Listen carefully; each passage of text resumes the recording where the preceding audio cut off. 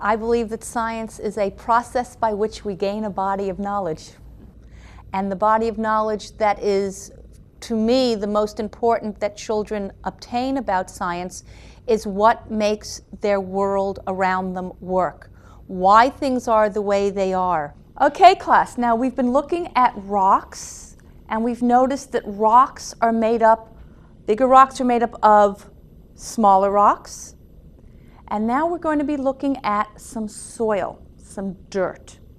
And we have 3 different soils that we are going to be looking at today. With young children, I always like to start with the tools that they're given, their 5 senses. So we start with the eyes. The more magnified you're getting at the primary level, the more abstract it is for the children to understand what they're looking at. Therefore, you want to take it in very small increments. When I take them from the hand lens to the microscope, I always start with a 30 or a 50x lens. First thing we're going to do is look at this dirt with our hand lenses. So I'm going to scoop a little vial of dirt. Everybody's going to get 3 different small pieces.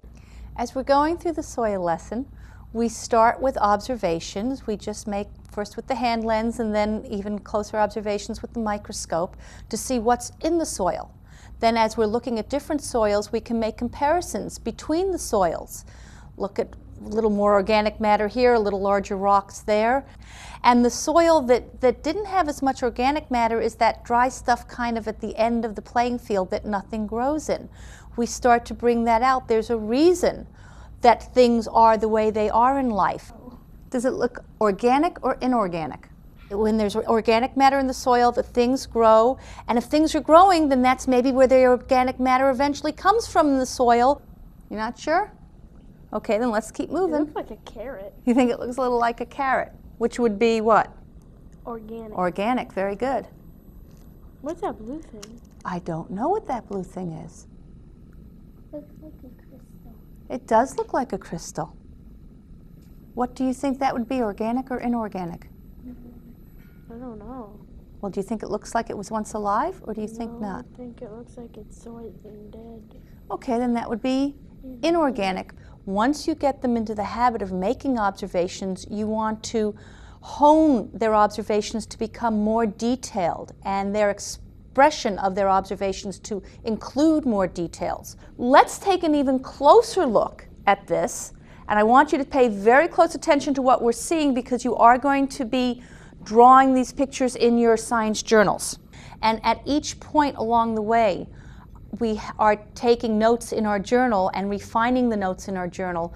I encourage children not to just turn the page in the journal and forget about it, but to go back and look at what they've already written in the journal, and maybe instead of writing an additional page, go back to a page that you've already written and add more details to that page, so the journal really becomes something that they are interacting with, they're remembering information, they are using the information as they proceed along the unit. The handheld microscope allows even the youngest children to really see the minute details that I can't tell if they're noticing with their hand lens. When the children are looking through a hand lens, I don't really know what they're observing. When they're looking with the microscope, I can have them come up to the screen and point to me exactly what they're seeing, so I know what they're observing because they've just demonstrated it to me. And that allows me to give them better instruction in how to become better observers. We're starting to let the children have a situation where they can start to make predictions about what's going to happen next. They feel in control. They have great pride over this